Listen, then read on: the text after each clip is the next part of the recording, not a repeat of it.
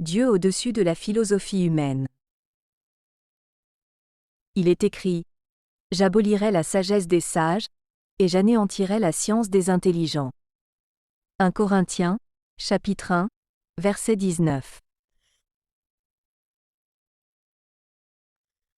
Cette parole est une menace pour le sage de ce monde, mais une promesse pour le simple croyant. Les savants de profession ont toujours cherché à détruire la foi des humbles, mais leurs efforts seront inutiles.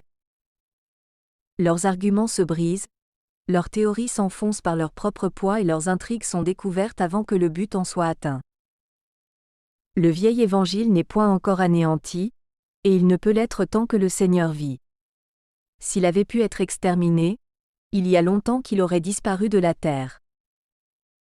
Pour nous, nous ne pouvons pas détruire la sagesse des sages, et ne devons pas le tenter, car cette œuvre-là est en de meilleures mains que les nôtres. Le Seigneur a dit lui-même : J'abolirai, et il ne parle pas en vain. Il déclare 2 fois sa résolution dans ce verset, disant : J'abolirai, j'anéantirai, et il ne l'abandonnera pas, soyons-en certains.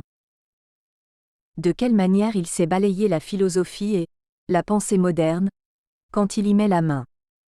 Il réduit à rien ce qui a les plus belles apparences et le consume comme du bois, du foin ou de la balle. Il est écrit que c'est ce qu'il fera, et il en sera ainsi. Seigneur, hâte ce temps et fais triompher ta parole. Amen. Amen. Vous avez écouté un texte issu du recueil Les trésors de la foi, une compilation de 366 méditations bibliques de Charles Haddon Spurgeon.